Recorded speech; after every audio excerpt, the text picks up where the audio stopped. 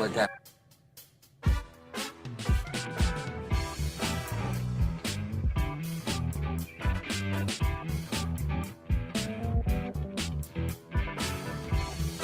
Cool. Hey, notifications are going out. Must really be happening. I need a longer version of this song. I've said it before. I'll say it again. I like it. Michael's ready to go.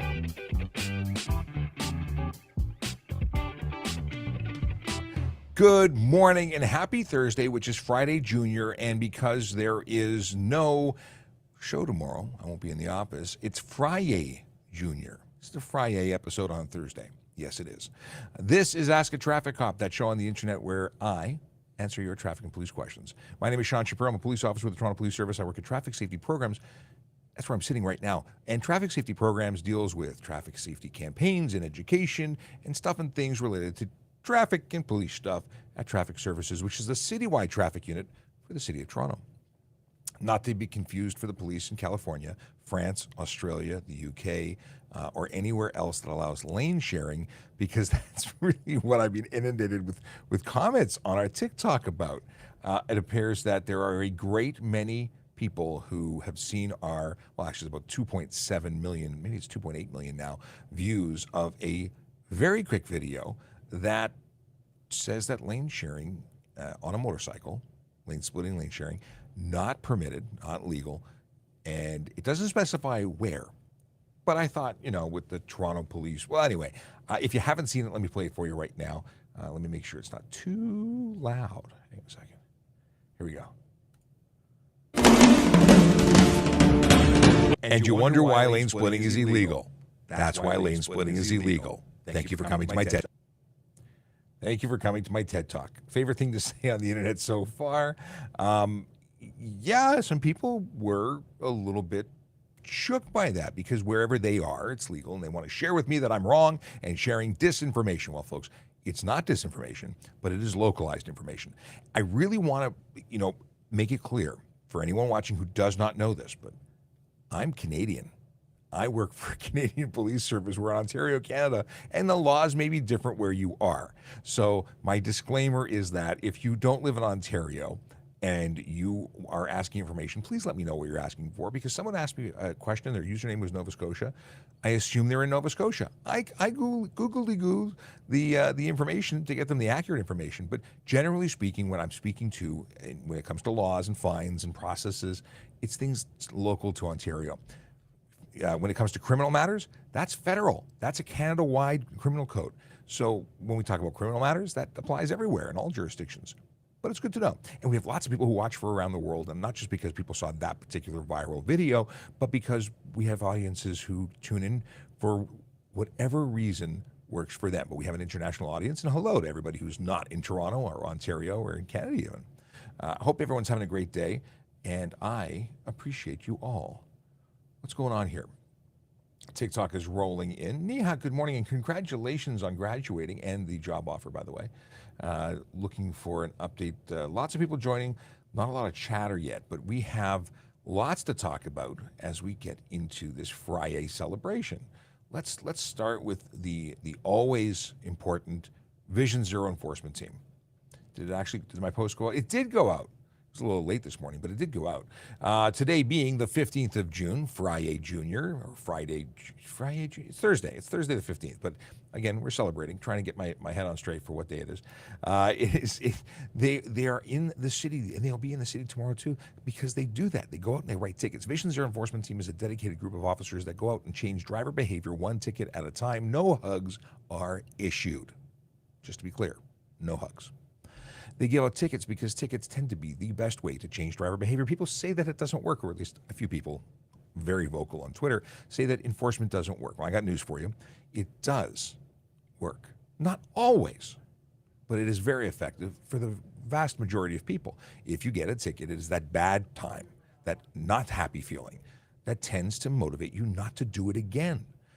That said, there are people who don't learn or don't care, and they continue to offend, and they continue to earn more tickets. Where will they be today? Well, they're going to be spending time in 23 Division and 41 Division. Those are the neighborhoods of Rexdale, Jamestown, Martin Grove, Dorset Park, Kennedy Park, Birchcliff, Cliffside, neighborhoods where real people live, work, and play and deserve to be safe. We announce these locations. We put it on our Twitter, our Facebook, our LinkedIn, our where else? Instagram. We tell people where we're going to be because we want the people who live there to know that we're taking care of them. We're there, we're concerned, and we go to different areas because we can't be everywhere all the time, but we focus on areas based on the information that comes from collision reports. We see high risk issues, and that's how we move around. That's how we determine where we need to spend our time. And it's good. It's good stuff. They issue a lot of tickets. How many tickets? We'll talk about that in a little while. I hadn't thought about talking about that today, but we're gonna do it. I'll pull up a spreadsheet or two and see, because I haven't talked about it in a while. In any case, I can now close this window and talk about how to ask us questions. If you're watching and you are on any of the platforms we're on, well, hello and good morning, and thank you for tuning in. If you don't already follow us, please do. If you're on TikTok, if you're on Twitter, it doesn't matter. Like and subscribe and follow and share, retweet, whatever it is that's available to you, we would appreciate it. Our goal is to help as many people as possible, and if you share our show, well, you're helping us share good information. We are a trusted source for information, and we like that. If you're watching on TikTok, we've got the magical producer, JD, in the background, who is taking your questions and sharing it from one platform to another. If you're on YouTube, if you're on Twitch, LinkedIn, Facebook, if you're on Kick, which is a new platform for us, we can actually see your messages and put them on screen, which we will do very shortly. If you're on Instagram, I see you. I see the comments. That's a separate computer or a phone, and I got to pay attention to you. Yesterday, I ignored you until the very end, and I apologize. Try and be better. We are on Twitter, but Twitter is a one-way valve for us. We can see nothing that you comment. We can't see it while we're live. It won't show up, and we have no one who's cutting and pasting. Maybe that's something we do in the future. In the meantime, if you want to find us and interact with us and ask us questions, that sort of thing, go to trafficcop.ca. When you do that, you are able to find us on all our other platforms. And that makes life a lot easier. You see, when you come through on Twitch, we hit a button, and good morning, happy almost Friday from Zombie. Happy almost Friday back. Happy FriYAY Jr. All right. Michael wants to know, right off the bat, if Tesla is so great because of autonomy, it should constantly monitor and not allow any Highway Traffic Act violations. You make a really good point. Autonomous vehicles should not be allowed to break the law. It should be a condition. But here's the thing, a Tesla is not currently autonomous. It's a kind of, sort of, it's beta software that they call full self-drive that allows you to essentially supervise the active, how do you describe this? It's a level 2.5.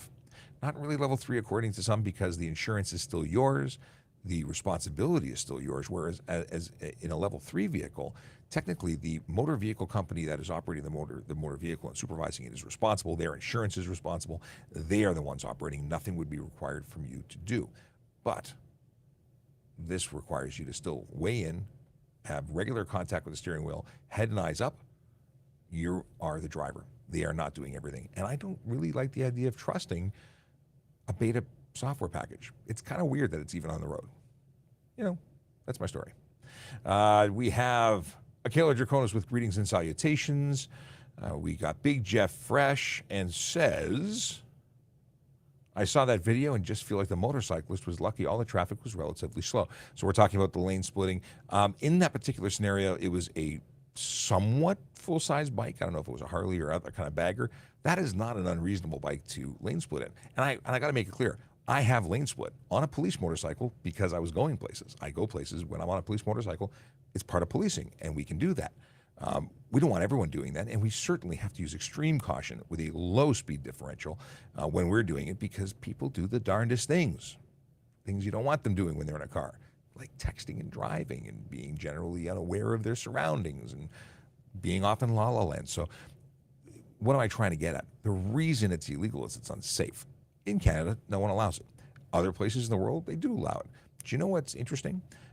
You have twice the chance of rear-ending somebody in a collision as a motorcyclist splitting traffic, according to stats that I was reading this morning. Because as everyone yells at me that it's legal, I am compelled to read more things about different jurisdictions. just the way I'm wired. I want to know more about what people are saying. It is very interesting.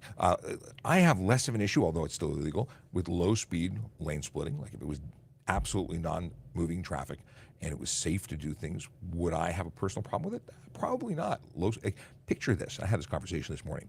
If the motorcycle was off, the engine was not running, and you were pushing it through those spaces, and traffic was just not going anywhere, not 1 inch an hour, nowhere, dead stop, would it be an issue? Would it be illegal? So I can understand some arguments that sometimes in unusual events, but as a rule, it's unsafe and it shouldn't be done. Okay. Gummy Bear Trev says, good morning from Sault Ste. Marie, Ontario. Good morning to you. It is always nice to have people from outside of the local saying hello. And if you're from elsewhere, shout out. We'd love to hear where you're from, where you're at. And you got people like we have a lot of regulars, and some of them travel all over the place for work. And I get shout outs of, hey, I'm here today, here and there tomorrow type thing. Okay, bad cat, good dog. Do you think that tickets should be scaled to income? We had this conversation in the office. Ooh, and here's a person that I can bring into the conversation on that very topic. If you're watching our Twitter feed, we had a little conversation yesterday, and my friend Brian Max, who's a man of many talents. Not only is he the co-host of Dave's Corner Garage, but he is a race car team owner. Is that? Let's bring him in and have a talk about it. Hello there. Good morning. Good morning. You were blurry and slow for a second, but it looks like you've caught up and it's working. How's it going? It's nonstop racing all day long, every day. But that's a good thing. Yes, I suppose it is. So the question that came in just before, and we'll get back to regular stuff, but I figure we should finish off with Bad Cat. What do you think about tickets scale to income? Because this is, I think, in the Netherlands or somewhere not here. Someone received a ticket for, I think, speeding in the $150,000 range because this person happened to be quite wealthy with a high income. And how do you motivate people not to break the law if they're only paying $110 or $500 for a ticket? Well, I think that's more of a cultural thing in that case. I think that may work in some countries. I don't think it would ever fly in this country. I think that would be, and certainly in the United States, I think that would be any politician that would propose that would be political suicide. I agree with you there, but do you think that would actually correct behavior? If it let's say magically it was implemented, do you think it would solve our issues? No, absolutely not. I've been around the world a couple of times, and it would have to be truly egregious in terms of scaling a penalty to someone's income to really make a dent, because anybody who's wealthy, they treat parking tickets, speeding tickets, and any resulting insurance increases as just the cost of doing business or whatever. It's just a nuisance. It's funny you say that, because it's parking in the club district that people more often than not say or use this example, saying it's a tax on the poor, because if you can't afford it, you do the right thing. But if you can't afford it, well, hey, who cares? It's just an expensive parking spot. Yeah, that's exactly it. And the very wealthy people I know just don't care. They'll park anywhere and they'll take the ticket, and at some point they pay them. It's the nature of the beast when you're in that position. It's just it's a thing. It's a small nuisance. And what would a speeding ticket have to be to it would have to be in the hundreds of thousands of dollars. And again, that would be political suicide, right? Well, and the sort of folks that can afford those kind of tickets also have political connections too. I just don't see it working. But it is. I just don't see it working in this part of the world. Yeah. It isn't. I think we're getting a little more philosophical than we need to be. We're a little more esoteric than being practical. And at the end of the day, I think it's like locks. They say locks keep honest people out, because those who choose to break the law will find a way or continue to do it, despite the fact that there are laws preventing it. Very often we talk about laws like, we should ban murder because then it would stop. And if we ban collisions, they will stop. And if it's very interesting conversations along those same lines. At the end of the day, you need to change people's hearts and minds and have them buy into why this is important, and that's a whole different conversation. It is, and that's one of the this. I mean, just driving is why I've joined you today, and this whole idea. So, I don't know if increased penalties are really going to make much of a difference. Practically speaking, and I mean, it's behavior that we're looking to change, and just it seems like with every there's a new generation of drivers, and they're doing the same things. That hasn't happened. Well, it's It hasn't Groundhog changed, Day, but sorry. it's generational Groundhog Day. Yeah, All the stuff that we did absolutely. when we were young is being done by people who are now young, and we want to get out ahead of it so we don't see a senseless loss of life on our roads. And we do see far too many people dying. What's going on in the racing world? Because I know we don't have a lot of time with you, but what's going on with the racing? I know the Detroit home team did some amazing stuff recently. I've been following it. The game on, I say the game, the whole business on Twitter and all the successes. Yeah, well, it's all over social media now, and I do have to give a major shout out to Juliet, who handles our social media now. Thankfully, I don't have to do it, but she's done an amazing job. And speaking of amazing jobs, it was our first race in Detroit 2 weeks ago at the Detroit Grand Prix. First race coming together and operating as a team, and everybody did an amazing job. From the crew to our drivers, to our physiotherapist, to our PR guy. I'll even give him credit. And long story short, we out of a field of 22 in a very, very competitive field, we finished third, and got to taste the champagne and all of that, and it's been a whirlwind ever since. This is the photo, I guess. Is this the big G? This is the photo of the pre or post That's champagne? yeah, that's on the podium. Yeah, so I think I might be holding the champagne bottle in that photo. I'm looking. That is you with the champaign. Actually, you would remember. FriYAY's competition. FriYAY's competition. So my partner's parents are from Pakistan. He's American born. And when we were it's a long story, but we were forced into coming up with a brand finally. We needed a name and we had to get it done. And we had all these working names that were just horrible. And somebody came up with FriYAY's. And FriYAY's is the Punjabi word for fast. Makes sense. And you are, in fact, fast. But you're fast all the time. Yeah, we proved it on the racetrack. That's awesome. Somebody yesterday made a comment, and I figured this was a great opportunity to talk about when you test vehicles, because for those watching and you have no idea who you are, you also are a journalist writing and reviewing motor vehicles. And some of the videos that you have include cars that go fast, and sometimes you go fast in them. And the question was, how do you find areas to test these vehicles safely without breaking the law? Do I have to answer that question?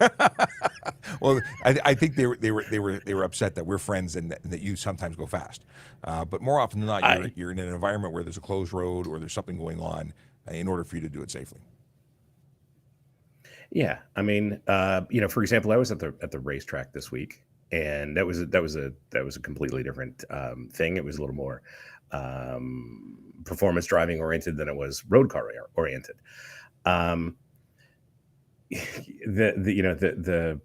The one I've been racing since I was a kid. I've been producing high performance driving events for basically 3 decades. I have been teaching high performance driving, and all of those things add up to me being comfortable in an environment where there's nobody around, and if there is, I don't do those certain things. So under a broader perspective of the law, there may be some gray areas, but for the most part, there's basically zero risk. So I'm not, I was going Go to ahead. say that when the few times that I've been out with you when you've or seen when you're testing stuff, I've never seen you do reckless, crazy things, and you have been on closed road situations. So the number of people that are driving, it's amazing. And this is not to excuse speeding, but the number of people who are speeding every day, I found it very interesting that someone was questioning whether or not you were ever in excess of the speed limit. But that's the question that I get too: do I speed? And I can honestly say I do not. But that's a different thing. I really do not. Well, Speed. no, oh, well, and absolutely no. But there are times where it's inadvertent, and for example, my perspective is different than yours.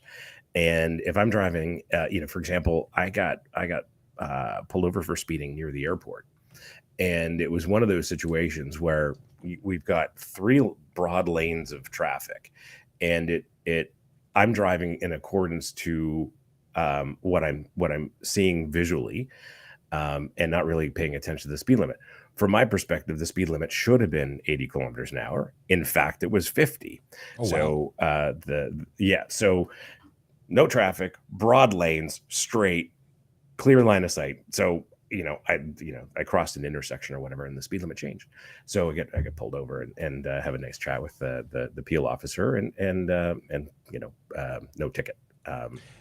Not every interaction with the police is a ticket. No, it's not, and it is, and I was straight up with the officer, and I said, whatever speed I was doing, I thought that was appropriate for this road. And he's like, yeah, I can see that the speed limit's, whatever it was, 50, and you're doing 70 something. And I'm like, okay, well, I appreciate why you pulled me over. Here's my paperwork. And anyway, at the end of the day, so this is the other thing. I have a clean driving record, and there's nothing, there's no red flags on my driving record. So that, when I hand over my license, it's like, okay, well, this guy doesn't have a habit of doing silly things, or at least getting not on the track, silly things. Unless you're on the track. Yeah, which isn't silly. Yeah, absolutely, it's professional. It is, and I spent a whole 40 minutes on the racetrack this week. Not that I need to spend any more time, but I was testing some new technology, and it's absolutely the place to explore the limits of the car, because the car that I was driving, absolutely, there's no way you can explore its limits on the public roads anywhere. Like you can't. And the racetrack is the only place to do that. And the problem, this is, we always talk about this, but the problem is when you're dealing with drivers who do not have performance driver training and they want to push the limits of these high performance cars, they have no idea what that limit is and then how to deal with it. And typically what I know exactly what happens when people are going really fast and they end up in a crash. I mean, I know exactly what they've done, and it's pretty easy. And it's because they've never been performance driver trained. And on top of that, when you're on public roads going really fast, there's so much going on. It's not like a racetrack where it's a controlled environment. There are other vehicles. There are intersections. There's dogs maybe crossing the road. People. There's so much more. So there's too much information for your little monkey brain to process, and you just can't. So and that combined with the fact that they don't know how to handle a car, ends up in crashes and sometimes people getting hurt, which is really unfortunate. Are you saying that not everybody on the road is qualified and skilled as a driver?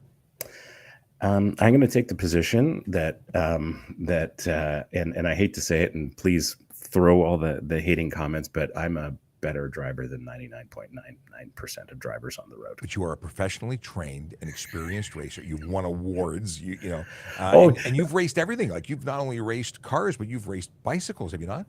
Yeah, I've raced bicycles, so I love having the conversations with cyclists too. I'm a national champion on a bicycle as well, but I'm a two-time U.S. national champion in a car. I've raced everything from the little micros that we had here to Vipers.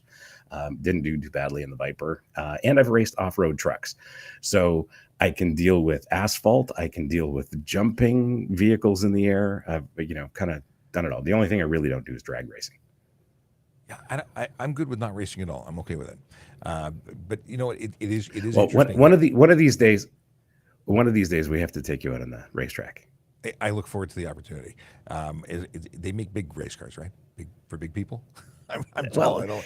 you could fit in our race cars, and you could get in and out no problem. And you'd probably see better than I can. So in the race car, the seat's right on the floor, so you've got lots of headroom. Okay. And for me, I sit so low the dashboard's like here. I can't see. Over You don't got a booster? No telephone book? No. Okay. A bunch of questions are coming in. By the way, for anyone who's just tuning in, my name is Sean Shapiro. I'm a police officer with the Toronto Police Service. And joining me on screen is Brian Max, who is a man of many talents, as I said earlier, race car driver, team owner, radio host, journalist. I don't have your name ready to go on the screen, which I should correct. But this was sort of an impromptu thing where we were chatting last night. And you said, I could pop in for a little bit. Yeah. We are going to answer questions, or I am answering questions, doing the regular show. But a question for you. Did you see the video that's gone viral about lane sharing on motorcycle? I saw that briefly. And, you and I speak about that often. And I spend a lot of time in Southern California where it's legal and motorcycles are on the road all year long. So drivers are aware, the motorcyclists are aware, and for the most part, there in Southern California, or at least California, there's a 10-mile-an-hour delta that's permitted, and that's it. That's a speed. So I generally don't differential. See. Yeah, just for anyone watching, it means that you can go no more than 10 miles per hour faster than the vehicle that you're passing. Yeah. So, and in general, in California, that's what I see. So one of the mental tricks that I do, I remember as I'm leaving the airport to go pick up whatever car, it's like, oh yes, lane splitting's legal here. So, keep an eye out. But here, it seems to be on the increase. I see it more and more. We have two issues. One, drivers aren't expecting it, and two, motorcycles are generally on the road during the warmer months. So in the winter, we've got drivers who are not expecting to see it anyway, and not that it's legal here. But then in the summer, when motorcyclists try to do that, drivers aren't expecting it. And unfortunately, a couple summers ago, I saw one of those situations happen. And a friend and I were driving on the 401 Mississauga-ish. And a gentleman on a motorcycle was probably doing 60, 70, 80 kilometers an hour faster than traffic. Wow. And then when he finally encountered traffic coming to a stop, somebody in a car changed lanes. And and skiing, they like to talk about a yard sale, but bike parts, shoes, his helmet was long gone. And when we got there, he was on the ground and survived, and that's why I'm talking about it. I don't know the outcome, but it wasn't good. And those two factors combined, the fact that it's not legal and drivers aren't expecting it, is practically makes it not a good idea, let alone what the law says. 100%. I was doing some digging today. Apparently, you are twice as likely on a motorcycle when lane splitting to rear end somebody, oddly enough. The stats apparently support that. And there's stats and studies and articles to support both, not lane sharing and lane sharing. So it's one of those things where the jury seems to be still out, but it remains illegal here. And there could be some serious consequences, because careless driving, stunt driving, or even dangerous driving, depending on the kind of behavior seen. And I find it interesting to hear how important it is for your motorcycle not to overheat, and how that is why it should be legal. Somebody made a comment saying, stop the madness of reduced speed limits on wide highways because of a bylaw ruling. I have news for that person. Bylaws do not govern speed limits. That's right. Yeah. Yes. And, given that I drive in different jurisdictions, our speed limits in Ontario are artificially low. That's my opinion. You don't have to agree, but I drive everywhere, and they are artificially low for I think one reason, and it's unfortunate. Well, my thing is this: whatever they are, And I have a problem with people Right. determining that they're going to do what they want because they want to. If the law says if 50 is the limit, that's the limit. And if you don't like it, don't Yeah. drive here. I have no problem with them changing the limit up or down. Whatever it is, it is. And that's my take on it. I'm not going to argue that that 110 or 100 is going to be dramatically safer in either direction. I don't really care about 10 kilometers, but I do care about people choosing to break the law. That's my whole thing. I'm a cop. That's how I'm wired. If I don't enforce 10 over, why do I enforce 20 over? At what point should I start enforcing? To me, it really makes things difficult. So I drive the limit. And my God, I looked down. I was doing 5 kilometers too fast. I caught myself speeding. I had a minor heart attack. I'm like, I need to be this ultimate example, even if it annoys people. And sometimes it annoys people a lot, and sometimes that makes me smile. But that doesn't change the fact that I try and lead by example. Yeah, of course. And for clarity, in the city, I think for the most part, speed limits are appropriate. There's a couple of places that aren't appropriate, but I live in the middle of the city, and given the attentiveness of drivers and skill level of drivers, those speed limits are appropriate, and I can't really complain. Outside the city, in the areas like where I grew up, where I grew up, there are speed limits now where gorgeous roads are marked at 50, and when I grew up, they were 80. And that's a major thing. And the idea is to protect vulnerable road users. And the theory behind it is if you hit a pedestrian at lower speeds, their survivability goes up tremendously. And I get that. It is trying to do two things. One, make sure people survive.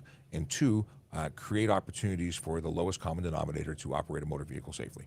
And that's a thing because there are people who are terrified of speed and are put into situations where they have to navigate these roads, but they do so too quickly and for their skill level, and then it becomes dangerous. People say, well, those people shouldn't be driving, but yeah, well, what can I say?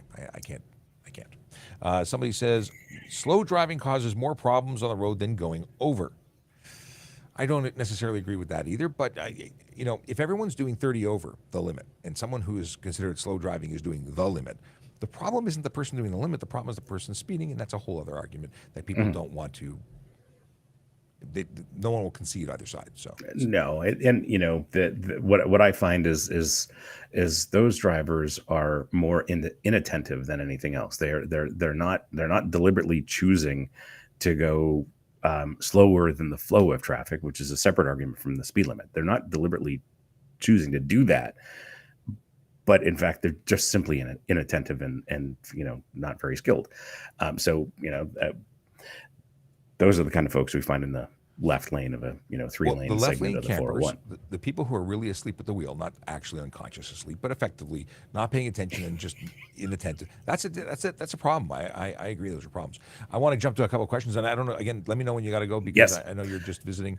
But yeah, you're going to shortly. There's a couple of questions I'm seeing here that I found. What do you want to jump on? I think you can click it. I don't know if you're seeing the same ones. Is that how it works? Yeah, you should be able to. Does that not let you do it? Work. No, I don't have the rules. I got to make you a co-host. The tools here. What's that's the one? Okay. So the question is, will lane filtering ever become legal? Now, does that mean lane splitting with motorcycles? I'm not quite sure what that lane means. I was filtering curious. is generally what is being referred to as when traffic is absolutely stopped and a motorcycle filters to the front of the pack so that they can leave, and it's not driving through moving traffic with a speed differential. It is moving to the front of the pack at a stop. I also see that as well, and I appreciate the motorcyclists asking that question. I mean, I totally understand. I actually, as much as it sounds like I'm going to contradict my lane sharing thing or lane splitting thing, I actually don't have an issue with this in particular. It is illegal. It is not permissible. I would say that I could justify it. It's not that I would let you go from doing it. It's that I would support a change of law to allow it. But remember, when you're filtering and you hit a vehicle, you're responsible for that. That's a problem. If you are simple, and here's where I would have no issue with it and would not enforce.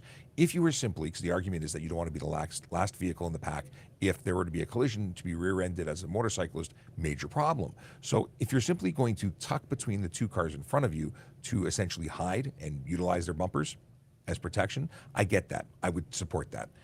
Mhm. Actually driving through a pack of 20 people, less of a support for me, because even if it's okay and safe, you're now upsetting everybody because there's a belief that I got here first, here I am, you're in line, stay behind me. There's no real benefit, not substantial. You're gonna save like a minute when you go. So I get it. I have less of an issue with it. Will it become legal? I don't know. They've suggested it. It's just never gone anywhere. The question that just came in is something I can answer in an interesting way about ticket in Saskatchewan will affect my Ontario record.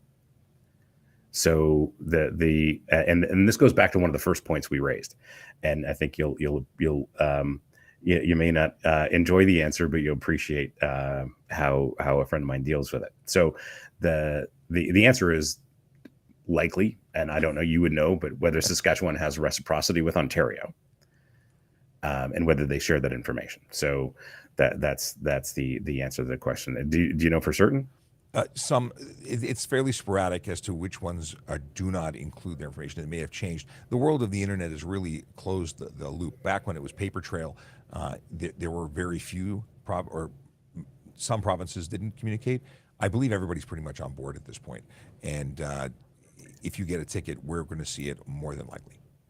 Okay, so part B, my answer, part B, is one of those folks that I was speaking of earlier who can't afford a $200,000, $500,000 speeding ticket, doesn't really matter what it is, has 2 driver's licenses. One in a Canadian jurisdiction, one in a Canadian jurisdiction, and one in another jurisdiction that has no reciprocity with Ontario or Canada or whatever. So when he's pulled over in the opposite jurisdiction, he provides a Canadian driver's license. That's not and allowed. when he's in, well, I'm just letting you know how well I know what happens. do It's it. actually an offense Yes. to carry 2 driver's licenses to have. When you move to another jurisdiction, you're supposed to surrender one or destroy it. It becomes invalid. In fact, if you are operating a motor vehicle in Ontario and you are an Ontario licensed driver and you surrender an American license, for instance, we would not accept it. You would be operating on the Canadian one, the Ontario one. We would ignore it. And if you were suspended in Ontario and try and use one from another jurisdiction, you would be driving while suspended. So there's a whole bunch, and there's actually a charge specific to driving on a license of another jurisdiction when suspended on. There's a whole bunch of laws. You know why? Somebody's done it somewhere. Yes. Well, there's a lot of esoteric laws as well. I discovered. Again, years ago when I was pulled over for speeding once again and didn't receive a ticket. I was driving a U.S. registered and plated and insured car, and it didn't have a kilometer readout. So I was just driving according to the conditions of the road, which turned out to be slightly faster than the posted speed limit because I wasn't really paying attention. It's not I was speeding egregiously. I was just driving and.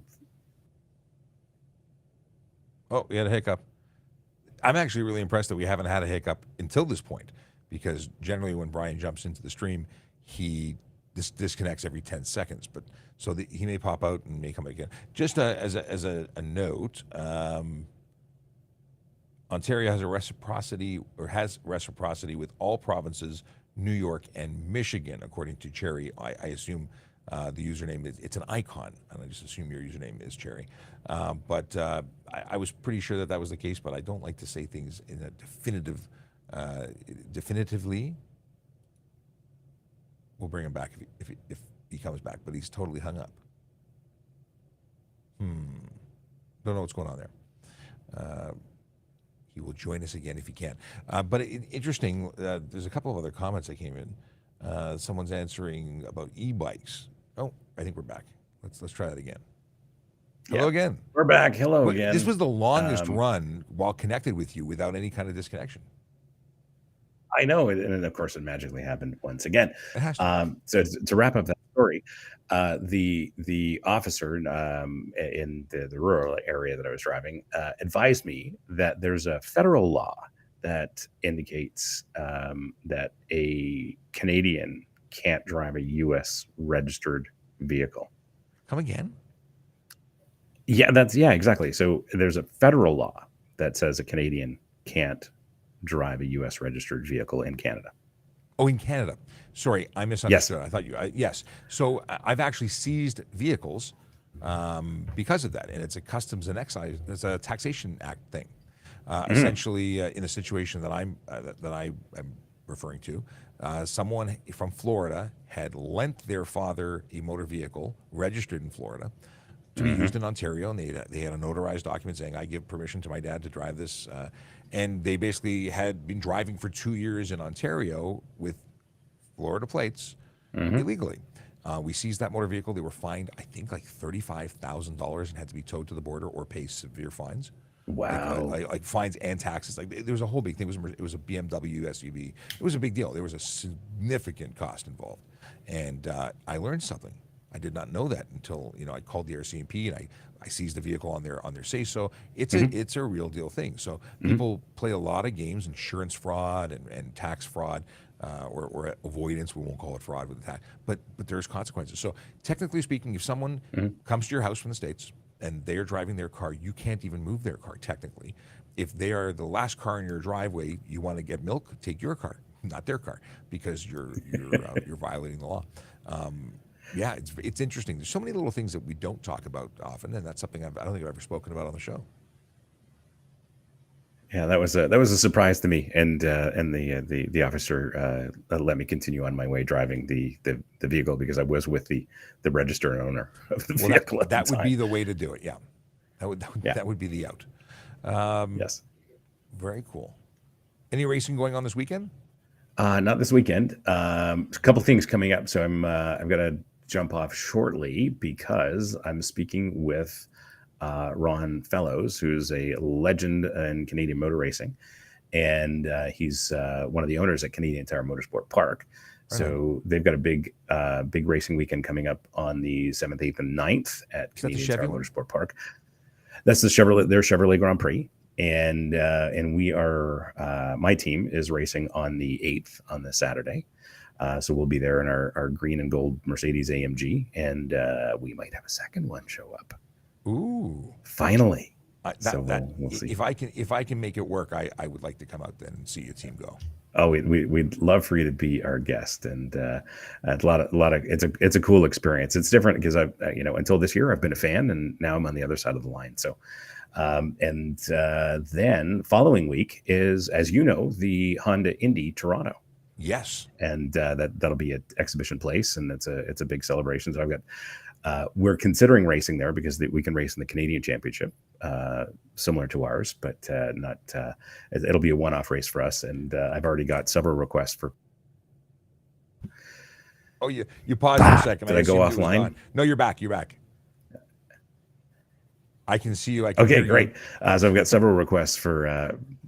Okay, great. So several requests for accommodations while people are in town. Very cool. We'll see. But are you planning to be at? We are going to have a booth at Honda Indy. Yes, official announcement now. We are. And thank you for the reminder because I have to send an email to confirm the booth size. But we are going to be at the Honda Indy. So if you are going to be, for anyone watching, if you want to come say hello during the Honda Indy, I will be there. I'm actually going to be on your show on Saturday of the Honda Indy. I'm going to be coming in, walking over to the studio for Dave's Corner Garage. Yeah, isn't that convenient? Just cross the train tracks, and you're right at the studio. Yes, it'll work perfectly. So I will be on your show on that weekend, and I look forward to that. What does my calendar say? Of course, it's loading. I didn't even realize you were on the show that day. It only happened as of, I think, yesterday when your producer. Oh, okay, that's what. It was late to the party. Yes. Very cool. Well, I appreciate you jumping in, and I hope that we can hang out those 2 weekends. It'll be a lot of fun. And we'll have lots of information about our upcoming booth and stuff and things. And I guess you've got to go and do your call now with the racing legend himself, and I've got to jump onto a gazillion questions that are likely stacking up. Unless there's something there that you really want to address, then we. There was one before my connection dropped, which was about pets. Oh, do pets need to be? How about this one? Do pets need to be restrained while in vehicles, i.e., seatbelt or cage, or can they roam the cab? Mm-hmm. Well, I got an answer for it, but if you are a dog dad. Well, I don't know. He's always under my desk right here, except when I'm talking. He knows if I'm on the phone or doing this, he leaves. He just gets up and leaves. He doesn't like the sound of your voice, is what I'm without any hearing. warning. Well, The I don't know. So yeah, so I've got a 70-pound Labrador Retriever, and in the dog car we've got one of those, whatever seat protector hammock things, and that's where he goes. But I actually don't know what the law is. What I do see way too often is little dogs and driver's laps. So when it comes to little dogs or any dog on a driver's lap or an animal on the shoulders, like a driver must be driving and must be focused on the road. So careless driving would be the most appropriate charge for someone who had a pet on their lap. Drive while crowded would also be applicable, one or the other or both, but it's not a good idea. Airbags deploy at 200 miles per hour. Bad thing when an animal is between you and that airbag. It could be fatal for the animal. Could be a source of injury for you. But it's not. Aside from that particular scenario where the dog is in your lap or in your general area, like under your feet is also bad for a dog. When you're driving, when you're trying to, because in a collision they become projectiles and they become caught up in things. And when you're trying to smash that pedal and turn the wheel and avoid a collision, they're going to prevent you from doing that. Not because they're cute and furry, but because they're in the way and they're going to be mush. It's really bad. Don't do that to your animal. It's not fair to you. It's not fair to the animal. It's not fair to anybody else that's going to be victim to your inability to maintain control of your vehicle. And that's really what it's all about. Safest place for your pet when you are traveling is back seat, either tethered or crated. That is according to the OSPCA, Humane Society, and everybody else who talks to the subject of transporting animals in a motor vehicle. So we know what the best thing to do. Could they be in the front seat on the passenger, not touching you, not being involved? Could be, but that's still maybe not ideal. maybe legally it's not a great idea. Legally, not a problem. Not a great idea. Again, airbags still there, crunch zones or crumple zones are still there. Backseat is best for kids until they are 14, so backseat is best for your animals too. And if they are, if they're not tethered, they become projectiles. Bad day at the office. Absolutely. Yeah, absolutely. And when it comes to cars, there are a couple of manufacturers that come to mind that will actually have optional dividers. So Volvo and like Land Rover and Range Rover come to mind. They will have optional dividers in them, and sometimes I'll actually use them with the dog just to see what that's all about. And he doesn't care. He just likes going for rides. Here's one that I think is just a good skill testing question to throw your way, because the GhostCon tows portable, or I think it's portable, not probable, compressors, generators, blasters, etc. Do they need a license plate? I wish I had a da-da-da-da. Yeah, I would answer yes, but I don't know the law, and that's why we're on this call. You know the law.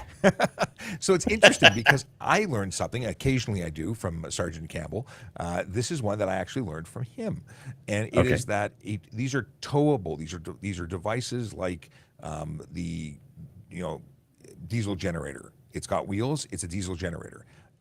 Cement mixer, wheels right to the bumper. It doesn't carry a load. It is a thing. You can't. You don't put things on it to carry it. You don't tie things to it. It is a thing. And because it is a thing, it does not require a license plate. It is itself a thing that is being towed. Like a dolly, that would carry a vehicle where you tow your two front tires. That is not a trailer because it doesn't carry the entire load. So dollies don't require a trailer, at least ones that are registered here. Because I know that I think the ones in Arizona do require a trailer, the ones that you'd rent from, what do they call that company? U-Haul? U-Haul.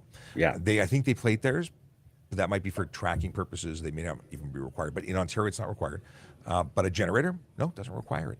Again, you put a coffee cup on it, it is now a trailer. I love that. Changes you're carrying a load. Right. So there you go. Oh, so fascinating. GhostCon, thank you for the entertaining question, because I love it when we actually get to share stuff that's unique or interesting. Yeah, that was a very good question. I like that. I like that. Well, I like it too. And at this juncture, I should depart. I wish you a wonderful day. Have fun. Yes.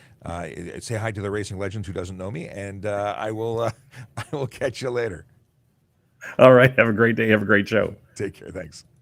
Okay, so that's cool. It was a very last minute, just through Twitter saying, "Hey, I got a question for you." And I said, "Well, why don't you come on the show and ask?" He's been on the show before. We've done podcasts together. It is cool. So, sorry for the delay in getting to all your questions. I will now continue with questions and that went way longer than I thought it would. But I will not disconnect at 11 o'clock. I will continue to answer your questions because this was sort of a detour that I didn't know where it was going to go. Okay, so. Where we got about 16 questions in the queue. What are the penalties for exceeding the speed limit in Canada under the Traffic Law Act? Okay, it depends because first of all, every province in the country has its own Traffic Act or Traffic Safety Act or Highway Traffic Act. They have their own, and in that they have their own schedule for offenses. So when you talk about speed limit in particular, it is based on in Ontario, it's based on a per kilometer calculation, which I believe changes as you scale up. And I would not be able to calculate this without this handy dandy slide rule contraption. But I can tell you that 5 over is $27.50, 10 over is $40. Jump to 20 over, $95 for 20. 30 over is $220. 40 over is $295. But if you're in a speed limit or an area where the speed limit is under 80 kilometers an hour, that becomes stunt driving and also triggers an offense that carries a $2,000 to $10,000 fine and a 15-day vehicle impound and a 30-day suspension on your license. If we go to 45 kilometers over the speed limit, $335. If you go to 49 kilometers over the speed limit, $359, assuming that it has not triggered stunt driving. Because so if you were in a 100 kilometer an hour zone, 49 would be a $359 ticket. Mind you, if you were in a Schedule 2 area, which is a traffic or a community safety zone, that would be $718. If you were to do 1 kilometer more, you are doing 50 over, and that is stunt driving, triggering that $2,000 to $10,000 fine. By the way, it also triggers on conviction, a suspension of no less than 3 years. I keep forgetting this because on your second conviction, it is 3 to 10, no less than 3 years, no more than 10 years suspension. And then on your third conviction for stunt driving, it's a lifetime ban, which I think is appropriate. And I think they should seize and crush cars. I think that's actually a good idea. I think that, as much as it is something that is a serious response to a problem. It's $100,000 fine for a speeding ticket is another solution, but it has to hurt, or people it won't deter someone significantly enough. But then again, it won't deter everybody anyway, because we have people who drive without licenses every day. They just don't care. Okay, Zombie says, not a question, but driving to Ottawa the other day, someone was going the wrong way, I assume, in the roundabout that's terrifying. Roundabouts, and I just put up an episode on YouTube waiting for our friends at Turf to see the episode and give commentary. But we do turf tips in the last episode, actually the last 2 episodes, but we had technical difficulties and had to reshoot it. They're supposed to be safer, and yet there's so much confusion because so many people have no idea how to deal with them. So I could totally see how someone was going the wrong way. And in Ottawa, there's lots of them. We have people who travel from other countries and may be confused. So it is an unfortunate situation. Other people who could be impaired. People could be just making a wrong turn, getting stuck and panicking. Bad things happen when people don't know how to traverse roundabouts. I have mixed emotions about them. I like them because they're efficient. I hate them because people make mistakes in them all the time. Okay. Reasonable to proceed on yellow left turn arrow if done safely. What do you mean? Yellow means stop unless it's unsafe to do so. If you cannot stop safely because you're already you're already committed to the movement, then it would be okay. If you can stop safely, you must stop safely because a yellow light, arrow or otherwise, is the same as red. The instruction is to stop, and you can be charged for failing or disobeying a yellow light, fail to stop. So that's the thing. Are multiple cars allowed to take up the intersection trying to turn left even if there is no room? Well, what do you mean? See, if there's no room, how do multiple vehicles enter the intersection? Now, you are responsible to clear the intersection if the light changes. If you enter it, you're committed to and exiting it. If you cannot exit it, you can be charged. So in a left turn scenario, it is likely that you'll be able to exit it. But if you're taking a chance, if you can't complete your turn and exit the intersection, you could be charged. Okay. Simran has a question. Are sticker decals illegal on the front windshield on the side? On the front windshield on the side. So if they do not impact or if they're not anywhere that the windshield wipers wipe, they're not in the path of the windshield wipers, I have no issue with them.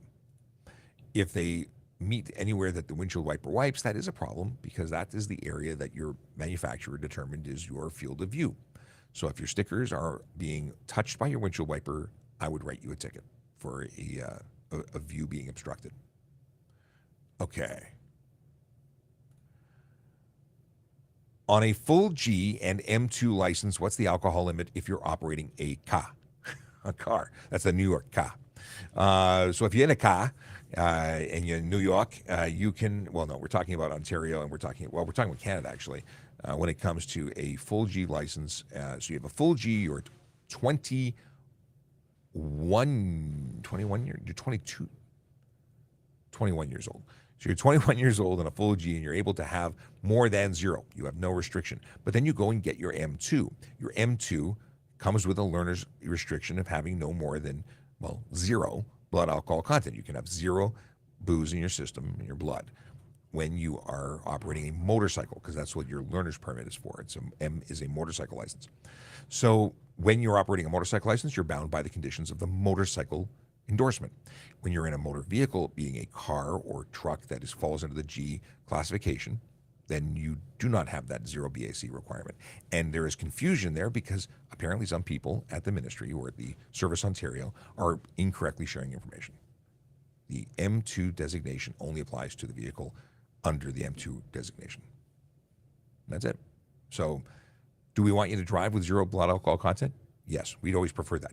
0 booze, 0 drugs, whenever operating a motor vehicle, because impairment happens or can happen with any level in your system. It doesn't have to be the legal limit, or could it be 1 drink? Yeah, it could be, because everyone handles alcohol and drugs differently. And by drugs, I mean legal ones, obviously the illegal ones, not okay.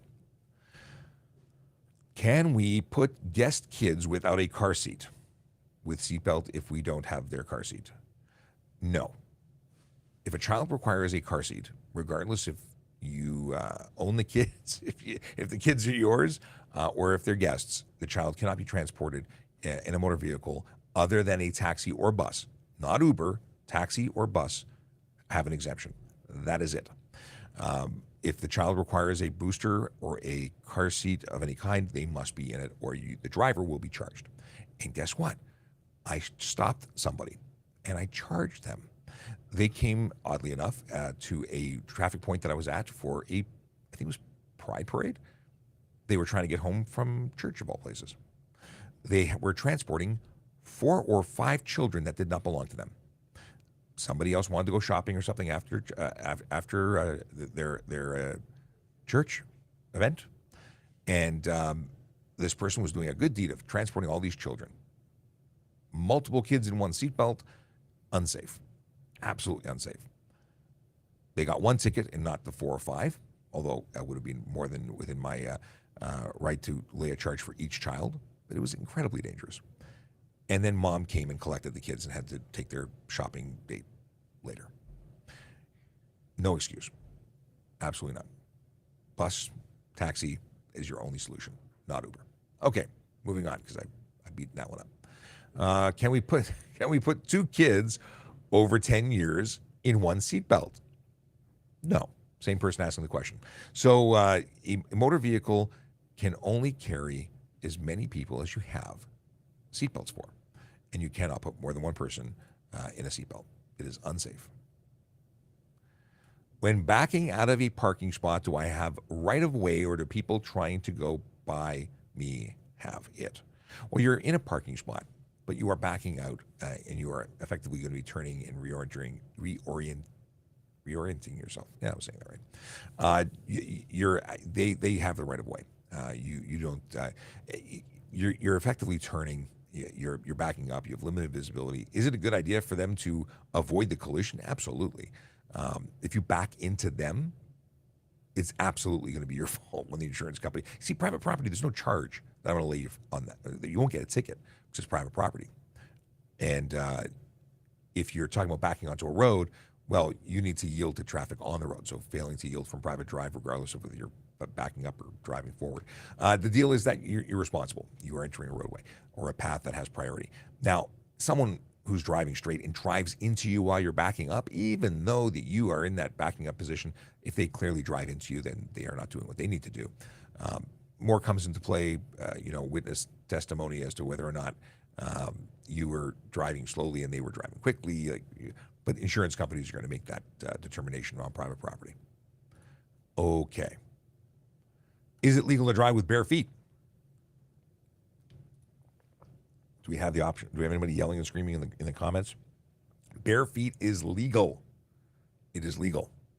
It is not a good idea, but it is legal. I always say the same thing. You could hurt your toesies when you smash that pedal in an emergency situation. Or if you're in a collision and you're broken glass, things on fire, chemicals that you don't want to, go dip your toes into. All sorts of reasons why you want to have shoes. And as Jason Bourne says, never wear anything you can't run in. So flip-flops, bad idea, they slip off. Footwear matters. Very often people bring multiple pairs of shoes. Listen, in winter, big bulky boots also bad. Bring shoes for driving. Have a pair of shoes that lives in your car. What is the booster seat condition? Okay. Great source of information. This particular one, just going from booster seat to nothing. The answer is it is 80 pounds, 8 years old, or 4'9". Any one of those three makes it legal. Doesn't make it safe. What I would suggest, and I'll put it on screen right now, is going to CPSAC. This is the place where you can get all sorts of great information. Caregiver resources. You can go here and get information sheets about all these things, even the 5-point check for what you should be doing to ensure that they are safe. Oops, I didn't want to do that. That was unintentional. I wanted to take that. Removing source. Okay, that's what I was doing. Oops. So, yeah, they should be able to sit in the seat with their back. They have to meet 8'80" or 4'9" first, but then they should also be able to rest their back properly in the back of the seat and have their knees bend at the appropriate place so that the legs are not going straight, and remain in the back seat until they're 14. Okay. We talked about this. Can you ride two motorcycles side by side on the road? There's no specific law that says you can't. We do it as part of the motor squad. We train to do it. Ideally, you want to stagger because it gives people the ability to have full lane for avoidance. We will switch. We will go one or two. We will give commands and we'll get into formations. Is it legal? I don't think it's illegal. You're not passing through traffic. You're just occupying the entire lane. I don't suggest it for the average person, but I don't think it's illegal. And I don't want to give you a definitive answer because maybe it's a violation that I've not thought of. Obviously, what you do when you're in there could be behavior that could be careless or whatnot. So be very careful. Okay, and I put this up earlier, but I'll put it up again. I will publish this episode as a TPS Traffic Jam and put it on Apple because and all the regular TPS Traffic Jam channels because it was a good chat and I enjoyed it, and we'll do this kind of stuff more. TPS Traffic Jam is going to have a whole bunch of episodes coming out soon. Just we had a bit of a pause, and then there's been time constraints. There's stuff coming down the pipe. Okay, we talked about this. Jeremy, what does Jeremy want to know? It's a lot of information here. So I've seen a lot of racing bicycles riding side by side in the bicycle lanes, and TPS isn't doing anything. It's same with the stand-up scooters in the city of Toronto. Do you have any numbers of tickets that have been given out to both bicycles? Bicycles are permitted to take up a full lane of traffic if they are maintaining the flow of traffic, speed limit. They're not obscuring, obstructing, or whatnot. If it's otherwise, they're supposed to stay to the right. They are supposed to stay to the right. They're also supposed to stop for stop signs and red lights, which many of them don't do. So is TPS doing anything? We issue tickets all the time to cyclists for various things. Is it the focus of what we do? No. We are looking for the big four: speeding, aggressive driving, distracted driving, and impaired driving. Do we also enforce these laws? Yes. If it is an issue, if it leads to collision, if it's a complaint in an area, if it's a regular occurrence, if we see it, all these things, it's we don't have a mission out to dedicate a police officer to enforcement of bicycle stuff Monday to Friday, 9 to, we do a lot of things, and if it's an issue, if it's an obvious problem, it's dealt with. But I don't have stats on bicycle enforcement. Okay, we talked about that. We talked about this. Let me go back and see what's going on. If having legal tint in the U.S. but not legal in Canada, and I'm visiting for a month, will I be fine? If your vehicle is considered unsafe for our roads, yes, you could. You could actually, if you're unsafe and you're operating an unsafe vehicle, not only can you be ticketed, you can be instructed not to drive. There's all sorts of issues. Don't drive with illegal tint. What kind of tint do you have? I need to know more. Is it actually illegal here? For instance, anything on the windshield would be illegal, and you can't have it there. If you're passing through, would it be reasonable for an officer to say,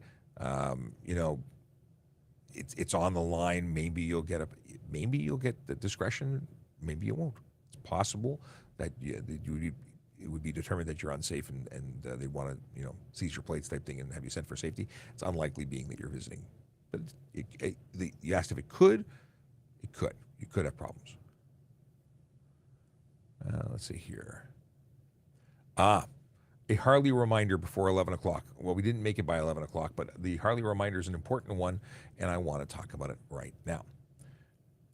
Support Special Olympics Ontario.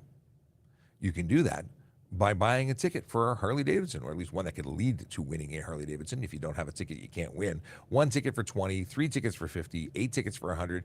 You buy it by going to harleyraffle.ca, and you know where you can find the harleyraffle.ca link in case you were forgetting it, or you could go to trafficcop.ca, which might be easier for you to remember. And on there, you have that magical link. But you have links to all our social media. I've cleaned it up a little bit, was changing things. All my social media. You've got places where being useful links is a little differently organized. These are places where you can get great information.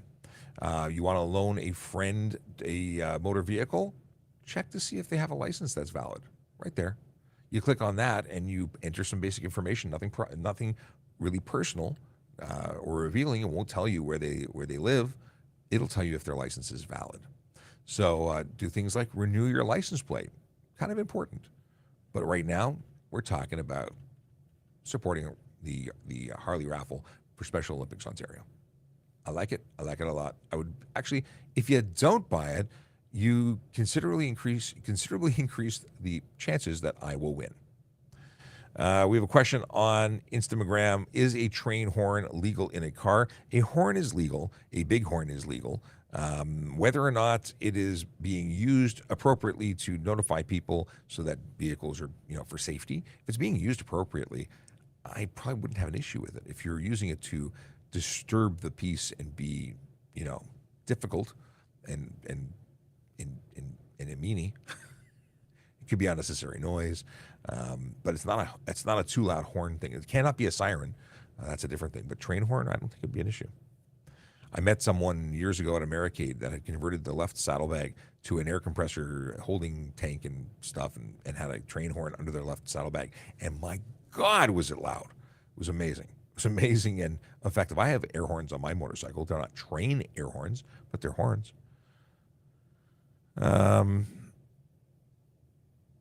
Is it illegal to install neon headlights and underglow in your car. Headlights, yes, you cannot project light forward of a number of colors. Only yellow and white are permitted. Under the vehicle, can you have underglow? If you cannot see the bulbs and it is not projecting light outward, only on the road, and the only way to see it is reflecting off the road, I would say that is legal. It's still best only to use it on private property, not while driving, because it's distracting, and the 80s are long gone, as much as they were the best time to live. Or at very least grow up. Oh, Radix wanted to know what and I'll have to ask that. You know what? You can get Brian Max on Twitter, and he is a fairly responsive individual. Why don't you ask that question to him directly and tag me, because I'd love to know his answer, because I don't think I've ever asked him that question. But the pro driver is Brian Max, and you can actually see, because I've been tweeting back and forth with him. If you go to if you go to VoiceOver Cop, you will see on Twitter, VoiceOver Cop on Twitter, you'll see he and I are chatting, and you can jump onto the conversation and ask that very question. That would be my suggestion. What is this? Passing turning left car on the dirt shoulder to get around legal. I have to think about shoulder. The deal with passing a vehicle that is stopped waiting to make a left turn or approaching to make a left turn and slowing down is legal in certain circumstances. I think it requires a paved shoulder. It's not a common thing here. Let me have a quick look. Let me see what it says, because there is a thing that it says. And we need to go to the Highway Traffic Act.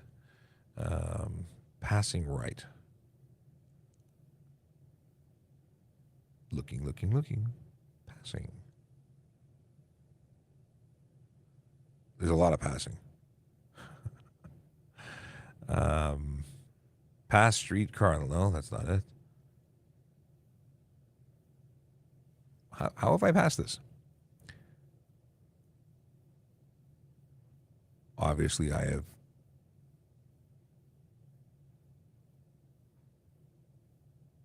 Come on. How is it I can't find it? On right. Pass on right, because I typed in passing, and that obviously made it that pass on right. Okay, here's the wording. Pass on right, not in safety. The driver of a motor vehicle may overtake and pass the... Let's try this one more time. The driver of a motor vehicle may overtake and pass to the right of another vehicle only where the movement can be made in safety and the vehicle overtaken is making or about to make a left turn, or its driver has signaled his or her intention to make a left turn, is made on a highway with an unobstructed pavement of sufficient width for 2 or more lines of vehicles in each direction, or is made on a highway designed for the use of one-way traffic only. Dirt would suggest that's not included, so I would say you could not do that. There you go. Right. All righty then. Oh, we got a bunch of stuff going on here. Holy moly. A question for not having a front bumper. I think it would be going to unsafe vehicle. I don't think it's a no front bumper charge. I think there's a front bumper charge. Bumper. I don't see a bumper charge. By searching bumper. Fender? No, it's not. Fender's not a bumper. I would say it would fall into the category of unsafe. I think that you would not be able to certify a vehicle without a front bumper. Thus, it would be an unsafe motor vehicle. So it's going to depend on what the officer sees, knows, interprets, and so on. But what would an unsafe vehicle charge look like? Well, that is a different thing. Operate unsafe motor vehicle, it's 84 sub 1. And there's no set fine. Let's go to court and articulate it. Let me see here. Did I say 84 sub 1? There's a lot of HTA here. 84.1. No. I don't want to reload this again. I need to read a little more to find out what the range of what that fine would be. But it would be more than $110. It's not a set fine. Okay. Hey, while I'm scrolling through stuff I have not yet talked about, we do this Monday to Friday, but I'm not here tomorrow. I am back on Monday, and we'll be returning Monday to continue the chitter-chatter about traffic stuff and things. Yes. And if you don't know who I am, my name is Sean Shapiro. I'm a police officer with the Toronto Police Service. I talk about traffic safety, traffic law, and police stuff, and occasionally have people pop into the live and talk about race cars. I'm really looking forward to Honda Indy, and reminder to myself that I have to send an email to Michael right after we get off the show. Falcon Wings wants to know my question. Please explain the difference between lane filtering and lane splitting. Allowed in Ontario? Lane filtering is generally through stopped traffic. Lane splitting is generally through moving traffic. Neither are legal in Ontario or Canada as a whole. It is considered a dangerous practice. It is legal in California, in a number of states, in Europe. My understanding is in France, in places like Australia. And there's arguments for both sides of it, but it is illegal here, thus you cannot do it legally because it's illegal. I don't have, personally, as a rider for many, many years, I have less of an issue with lane filtering than I do with lane splitting. Lane splitting, and the biggest problem we have here is that it's done at high speed. A differential in speed is where the biggest concern is. And doing some digging this morning, I saw that statistically, riders are more often running into people when they're lane splitting, or at least twice the chances of rear-ending somebody than not. Makes sense. Higher risk. If you look at the California Highway Patrol website, they even describe it as dangerous and suggest high. What do they actually say? They basically use caution. And it's legal there, but they still say it's dangerous because it is. Someone wants to know, Tyler wants to know about fenders and tires, and I still don't have a specific number, and I've talked about it many, many times. Technically, it should be covered. I understand that there might be a leeway of a quarter inch. I don't have that on paper. I would aim to always have your tires covered completely. If you look at any even off-roady vehicle from a factory, it's going to be covered. They should not be protruding. Okay. Abbas says, can a new G2 driver drive on the highway alone whenever he wants? Can I drive night and day? As a new G2 driver, so as a G1, you have restrictions. You cannot be on a highway, a controlled access highway. You can't be on a road that has a speed limit over 80 kilometers an hour, except for a couple other exemptions. As a G2 driver, you're a conditional, or you are effectively given all the rights and freedoms of a G-class driver, except you must test to keep permanent. You must maintain a 0 BAC, and in the first year, you have limitations as to how many people under the age of 20 you can have in your motor vehicle between the hours of midnight and 5 a.m. But you can drive anywhere. You can even drive in the United States, and yes, you can drive 24 hours a day. Whereas with a learner's permit, G1, maybe you didn't know this, you cannot drive between the hours of midnight and 5 a.m. Truth. Michael says, testing and education standards are too low in Canada and the United States in relation to driving. And I agree with you. I don't know about the United States, but certainly in Canada.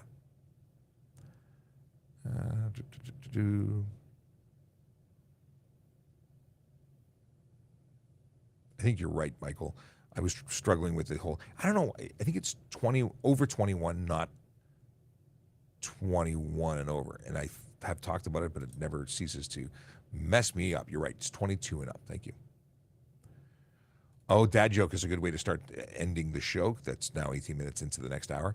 Dad joke from Zombie. I used to have a job making calendars, but I got fired for taking a few days off. I like it. I like it a lot. Okay. Oh, Mike O'Hara, in relation to barefoot driving, says it's illegal in New Brunswick. Good to know. I did not know that. I thank you for sharing your knowledge. I love the fact that we have listeners from all over the place, because I would never know that. I would assume, that stuff like that really wouldn't be an issue. As much as it's a bad idea, I would never thought it was something that would be a thing. And way back, one of the first videos that I published was talking about the interior light on in the car. So, Mike, are you allowed to have the interior lights on in your motor vehicle in New Brunswick? Because here you can. But when I put that video up, I had people stitching from across the United States saying, my mama lied to me. And I tell you, my parents told me it was illegal. I grew up thinking it was illegal, both barefoot and interior light on. I thought they were both illegal. And it wasn't until becoming a learned HTA person that I found out that's not illegal. There's no charge applicable. Here's a question from Steffi. I'm a car seat technician. Does Toronto Police or OPP still provide car seat help? Are they certified?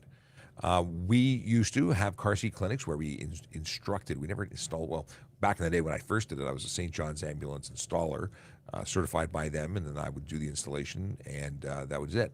We determined that we don't want to actually install for people. We want to teach them how to install it as a demonstration, then remove it and have them install it and ensure that they're doing it correctly.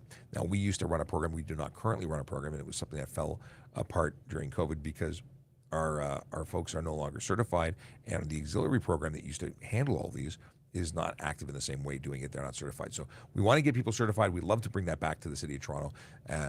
The suggestion, of course, of what we do, or the suggestion that we're making is contact CPSAC to be referred to a technician, either online or in person, to get the help you need in that regard. But stay tuned. I hope that we can bring that back at some point, but we don't have the person power to do it right now. Akela Dracona says bare feet, like bear, like polar bear. Let's see here. Will OPP ever do anything to someone going 100 in the left lane and not allowing them to pass? They absolutely will. I've heard stories of them charging people for doing 105 in the left lane because there's a line which I don't necessarily agree with, but apparently it says that slower traffic must stay to the right. And to some degree, I get it. But if you are doing 105, you're already speeding. You're breaking the law. If someone wants to go faster, they should lose their license, not get you a ticket. That's just me. I would never lay a charge of against someone who's doing the speed limit because the person who wants to have a space to get past and go beyond the speed limit. So will the OPP write you a ticket for being a left lane camper? Yeah, they will, even if you're camping at the speed limit. I don't make the rules. Okay. I'm doing Police Foundations course at Humber. Can I apply to the police force right after I grad or no? Jay, if you can pass the tests required to join today, you can apply today. You don't have to graduate. Is graduating a great idea? Sure it is. If you can get hired today, get hired today. Apply. It's like winning the lottery if you get it now before you graduate. You can always continue your education part-time afterwards. So I would 100% suggest if you can pass today, apply today. We are hiring. What a great segue into we are hiring. Button press. Shazam. I make myself laugh, even if I make nobody else laugh. Here's the deal. Careers are posted, our careers page, tps.ca/careers. All the information you ever wanted to know and more. Police constable, parking enforcement, special constable, communications operator. These are the detail pages. Everything you need to know about hiring or the hiring process. And what is not there, you can call a recruiter and talk to them about it. Their contact information is there too. Now, auxiliaries, volunteer positions currently posted. Digital developer team or digital team developer. So these are non-uniform civilian jobs for the most part. Benefits administrator, analyst, parking enforcement officer is uniform, but it's not a sworn member, not a police officer. Senior analyst, senior programmer, solutions architect, communications operator. These are the people that answer your 911 call and they're the call taker side, and then they pass it over to a dispatcher. These are jobs we need to fill. So if you'd like to become a member of the Toronto Police Service, a fantastic place to work, you should go to tps.ca and go /careers, where you will get all that information. And you can apply online. And don't dilly-dally. If you're interested, do it now, because these postings will be removed or will close. For instance, solutions architect. That posting is closing June 30th. So if you don't apply, you don't get to compete for that position. And if you show up on the next day, you will not. Your application will not be accepted. What is this? Can you legally plate a dirt bike or off-road vehicle to use within a city the size of Toronto? It depends on the city and municipality if they allow them. Well, no, let me rephrase. Dirt bikes cannot be used on the road in Ontario, period. When you talk about other off-road vehicles, we don't allow them here, but ATVs in some municipalities are permitted on the road with conditions. The only time you can have a dirt bike on the road is when you are crossing a road between, I guess, trails or fields or whatever you're doing at a 90-degree angle, and even then you must have a license to do that. Okay, and appropriately. Stay safe and don't have a good day. Have a great weekend. Thank you, because I won't be here tomorrow. We'll be back on Monday. What's this? We got that. We got this. We got who? We got. Can a side-by-side be registered for regular road use? Depends on the jurisdiction of whether or not they allow them. They are not permitted in Toronto, but they can be plated and used in certain municipalities. Oh, interesting question from Michael Hara. On tints, if a vehicle that comes from the factory OEM with illegal tint, what's the process? Can it be seized, destroyed? Is there a recourse for the vehicle manufacturer if the car is illegal in Canada? You wouldn't be able to buy a factory vehicle with illegal tints. Like if you're selling a vehicle in Ontario, it must be legal in order to for a dealership to sell it. I suppose it's up to the buyer, not the manufacturer. No, it's up to the manufacturer. If you're gonna, I don't know any particular situation where they would be just. If you're buying a used car, it's up to you to know. If you're buying a new car, the dealership that's importing and putting in for sale, they're required to sell those vehicles that are legal for the road here, especially if they're going to facilitate safetying. What's up? Not much. You're late to the party, but you're here. Thanks for saying hello. The Grinch says hello. Thank you. We have roundabouts. Who has the right of way when entering or leaving them? As I find many people struggling with this, especially ones over by Collingwood that are 2 lanes deep. I don't have a lot of experience with 2-lane ones, but anyone who's in the roundabout has priority over those entering. You must yield to the people in the roundabout, and that's the problem. I find that it's a game of chicken. If you go to our YouTube page, you'll see the episode I just did with Turf talking about roundabouts, and yeah, game of chicken. Some people just enter the roundabout. They don't care. They don't wait. They're not paying attention. They have no idea what they're doing. Let's see here. Interior lights. So, and this is, again, out of province, but interesting to know whether or not it's actually. I have to find out what the actual wording is for the act where you are. But yeah, it could negatively impact your vision, which could be careless driving, I guess, but not specifically illegal. All right, with that, I will thank you for spending time with us. It is always fun. It is always a pleasure to be able to spend time with all of you. And with that, we're going to say goodbye for the weekend, be back on Monday. Before I do that, I must read you the signs. No, not the signs, the jokes. What do all ninjas wear to work? I like this. Sneakers. Because they sneak around. Okay, it's not the best. Tomorrow's joke today. The Friday joke. Dad, I really want to play guitar really badly. Well, anyone can play a guitar really badly. Playing it well takes practice. I actually like that one a lot. What do we have here? Saturday, Sunday. Do we do Saturday, Sunday, or do we leave that for Monday? Depends on how good this joke is. I'm going to pre-read and qualify it. Huh. Okay. Maybe I'm going to leave it for Monday. Listen, if you're going to be out and about and having fun in the sun this weekend, I hope the weather is nice. I hope that you are safe and sound and having a good time, but drive sober, stay safe, park legally. I throw that in there for Aaron because, we need to represent our parking enforcement, our motives. Parking enforcement are the unsung heroes of the Toronto Police. They do not get the credit they deserve. They keep our city moving. They really do. Picture a world where parking was not being enforced and no one was motivated to move out of the way. They just left their cars everywhere. That is a horror film. That would be my horror film, the scariest thing possible. That's it. I'm out of here. Have a great weekend.